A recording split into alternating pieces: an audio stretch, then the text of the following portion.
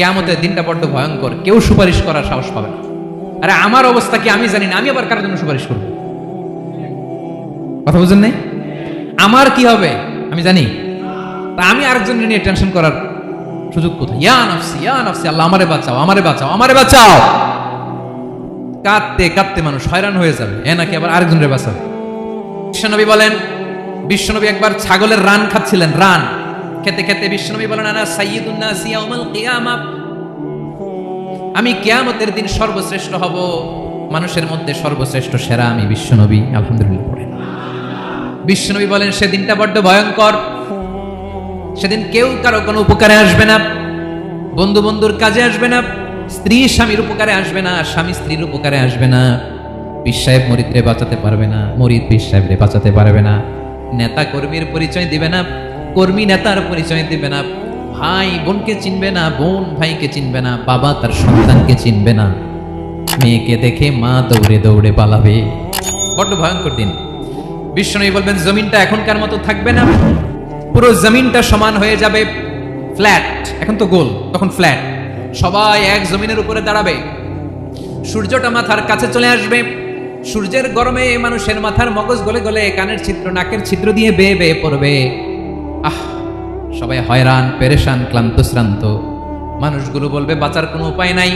50,000 বছর মানুষ এরকম দৌড়াবে, চিৎকার করবে, কাঁদবে, বাঁচার কোনো উপায় নাই। সবাই বলবে আহ, আল্লাহ যদি বিচারটা শুরু করতো, যা হবার হবে, আগে বিচার শুরু করো। বিচারই শুরু হয় না, বিচার শুরু হইতে 50,000 বছর। আল্লাহ, 50,000 বছর, 5,000, 15,000 না, 50,000 বছর এরকম যাবে। মানুষগুলো কাঁদতে কাঁদতে বলবে চলো আমরা আদম আলাইহিস সালামের কাছে যাই, যেন আল্লাহর যে সুপারিশ করে, আল্লাহ আপনি বিচার শুরু করেন। কিয়ামতের ময়দানে সবাই মিলে সাইয়েদনা আদম আলাইহিস সালামের কাছে যেয়ে বলবে ইয়া আবাল বাশার ইয়া আউয়ালাল আম্বিয়া, ও আদম নবী, আপনি দুনিয়ার বুকে প্রথম নবী, আল্লাহ নিজ হাতে আপনারে 60 হাত লম্বা করে বানিয়েছেন, আপনার সম্মানে ফেরেশতাদেরকে সেজদা দিতে বলেছেন, দুনিয়ার প্রথম নবী, প্রথম মানুষ আপনি, আপনি আল্লাহর যে সুপারিশ করেন যেন আল্লাহ বিচার শুরু করে। আদম আলাইহিস সালাম বলবেন আমি পারবো না, কারণ আল্লাহ আমাকে একটা নিষিদ্ধ গাছের কাছে যেতে নিষেধ করেছিল, আমি ভুল করে এই গাছের ফল খেয়েছি। নাফসি নাফসি, আজকে আমার কি হবে আমি জানি না, আমি বড় লজ্জিত। আমারে যদি আল্লাহ জিজ্ঞেস করে কেন খাইছিলাম, আমার কোনো উত্তর নাই, তোমারে বাঁচাবো কেমনে আমি? নবীরা থার করে কাঁপবে সেদিন।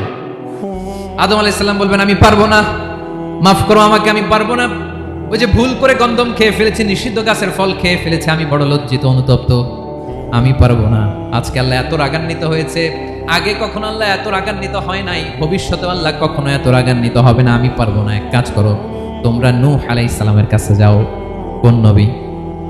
লোকেরা এবার পাগলের মতো দৌড়াতে দৌড়াতে আল্লাহর নবী নূহ আলাইহিস সালামের কাছে যেয়ে বলবে ইয়া নবী আল্লাহ নূহ, আনতা আউয়ালুর রুসুলি ফিল আরদ, আপনি জমিনে প্রথম রাসূল। আদম আলাইহিস সালাম নবী ছিলেন, রাসূল ছিলেন না, এই দুনিয়ার বুকে প্রথম রাসূল ছিলেন আল্লাহর নবী নূহ আলাইহিস সালাম।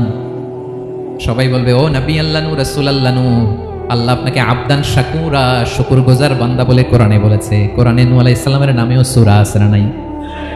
আপনি আল্লাহর প্রিয় বান্দা, প্রিয় রাসূল। দেখেন আমাদের কি দশা, ঘামতে ঘামতে শেষ, জমিনটা তামার জমিন, সূর্যটা মাথার কাছে, কি করবো আর পারি না, ঘামতে ঘামতে আর কত ঘামবো, কত দাঁড়িয়ে থাকবো।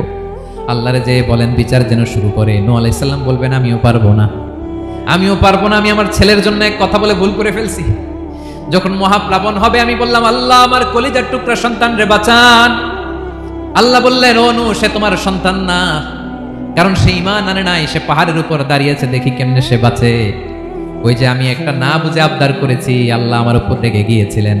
আজকে আল্লাহ ওই ব্যাপারে যদি আমারে প্রশ্ন করে, আমার কোনো জবাব নাই, আমি পারবো না, মাফ করো। তোমরা সবাই মিলে আল্লাহর খলিল ইব্রাহিম আলাইহিস সালামের কাছে যাও।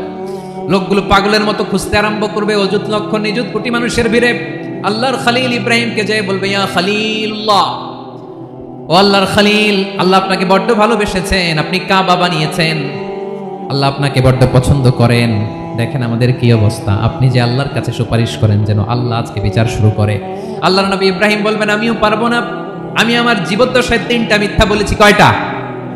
আসলে মিথ্যা না, একটু টুইস্ট করে কৌশল করে কথা বলেছিলেন, ওইটাকে হাদিসে মিথ্যা বলা হয়েছে। আমি জীবনে 3টা মিথ্যা বলেছি, জীবন বাঁচানোর তাগিদে কৌশল করে 3টা কথা বলেছি। আজকের এই কঠিন ময়দানে আল্লাহ যদি ওই 3টা কথার ব্যাপারে জিজ্ঞেস করে, লজ্জায় আমি মাথা দেখাতে পারবো না, আমিও পারবো না।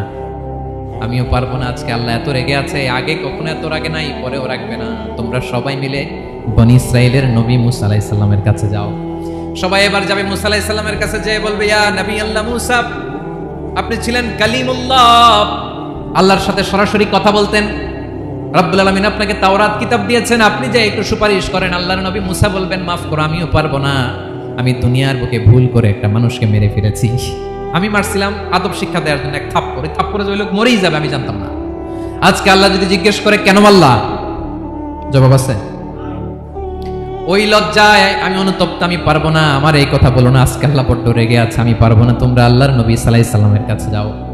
কিয়ামতের ময়দানে মানুষগুলো পাগল পাড়া হয়ে আল্লাহর নবী ঈসা আলাইহিস সালামের কাছে যাবে, যে বলবে, নবী ঈসা আপনি রূহুল্লাহ, বাবা ছাড়া আল্লাহ আপনাকে বানিয়েছেন, ইনজিল কিতাব দিয়েছেন, মৃত মানুষকে আপনি জীবিত করতে পারতেন। আজকের এই কঠিন বিপদের দিনে আপনি আমাদের সাহায্য করেন। আল্লাহর কাছে যে বলেন যেন বিচার শুরু করে। ঈসা আলাইহিস সালাম বলবেন, আমিও পারবো না। ইন্নী উবিদতু মিন দুনিল্লাহ, আমার উম্মত খ্রিস্টানেরা আল্লাহরে বাদ দিয়ে আমি ঈসার ইবাদত করেছে। আমার মা ম্যারি আর আমাকে ডাকতো জেসাস ক্রাইস্ট, আমার ইবাদত করেছে। যদিও আমি আমার ইবাদত করতে বলি না, ঈসা আলাইহিস সালামও ইবাদত করতে বলেছেন একজনের, তিনি কে? আল্লাহর নবী ঈসা আলাইহিস সালাম বলবেন, আমিও পারবো না। আজকে আল্লাহ অনেক রেগে আছে, আমি পারবো না। তবে একটা পরামর্শ দিতে পারি, একটা সাজেশন দিতে পারি। আজকের দিনে এই কঠিন মুসিবতের কালে, এই কঠিন সময়ে কেউ আল্লাহর দরবারে দাঁড়িয়ে একটা টু শব্দ করার ক্ষমতা কারো নাই, একমাত্র আখিরি জামানার পয়গম্বর বিশ্বনবী মুহাম্মদুর রাসূলুল্লাহ ছাড়া। মানুষগুলো এবার আগুনের মধ্যে পানি দিলে যেমনি আগুন নিভে যায়, দাউ দাউ করা হৃদয়ে জ্বলন্ত আগুন তাদের ঠান্ডা হবে। কিয়ামতের ময়দানে ওই বিভীষিকাময় সময়ে, মুসিবতের কালে মানুষগুলো পাগল হয়ে বিশ্বনবীকে খুঁজতে আরম্ভ করবে। সবাই মিলে বিশ্বনবীর কাছে যেয়ে বলবে, ইয়া রাহমাতাল লিল আলামিন, ইয়া খাতামান নবীন, রাহমাতাল লিল আলামিন। দেখেন আমাদের কি অবস্থা, কি কঠিন বিপদে আমরা আছি, দাঁড়াতে পারি না, সূর্যের আলোতে ঘেমে হয়রান। আজকে কেউ সুপারিশ করতে পারবে না। সব নবীরা অপারগতা স্বীকার করেছে, তারা বলেছে আপনি ছাড়া কেউ নাকি আল্লাহর সামনে দাঁড়াতে পারবেন না, আপনি একটু সুপারিশ করেন। বিশ্বনবী বলবেন, আসো আসো, আজকের দিনে আমি ছাড়া আল্লাহর সামনে কেউ দাঁড়াতে পারবে না। বিশ্বনবী মাকামে মাহমুদে যে আল্লাহু আকবার বলে সিজদায় লুটিয়ে পড়বেন। আল্লাহ রাব্বুল আলামিন বিশ্বনবীকে এমন কিছু চমৎকার শব্দ শেখাবেন, ওই শব্দগুলো দিয়ে আল্লাহর প্রশংসা করে বিশ্বনবী কাঁদতে আরম্ভ করবেন। বিশ্বনবী এমন ভাবে অজর দ্বারায় সিজদায় লুটিয়ে পড়ে কাঁদবেন, রব্বুল আলামিনের রহমতের দরিয়ায় জোশ লেগে যাবে। রব্বুল আলামিন এই দৃশ্য থেকে সহ্য করতে পারবেন না। রব্বুল আলামিন বলবেন, ইয়া মুহাম্মদ ইরফা রাসাক, ও নবী আপনি মাথা তোলেন, মাথা তোলেন, আপনার কান্না আমি সহ্য করতে পারি না। নবী আপনি মাথা তোলেন, সাল তুতা, আজকে আপনি যা চাবেন তাই দেব। নবী আপনি সিজদা থেকে মাথা তুলেন, সাল তুতা, যা চাবেন তাই দেব। ওয়াশফা তুশাফা, যার জন্য সুপারিশ করবেন তার সুপারিশ কবুল করে নেব। বিশ্বনবী এবার মাথা তুলবেন। যে বিভীষিকাময় সময়ে প্রত্যেক নবী বলেছেন আমি পারবো না, প্রত্যেক নবী বলেছেন নফসি নফসি, আমার কি হবে আমি জানি না, আল্লাহ আমারে বাঁচাও। প্রতিটি নবী বলবেন নফসি নফসি, আল্লাহ তুমি আমারে বাঁচাও, আমারে বাঁচাও। বিশ্বনবী মাথা তুলবেন, তুলে বলবেন রব্বি হাবলি উম্মতি, আল্লাহ তুমি আমার গুনাহগার উম্মতকে বাঁচাও। এই দুনিয়ার বুকে রব্বুল আলামিন সব নবীকে একটা করে দাওয়া মুস্তাজাবা দিয়েছেন।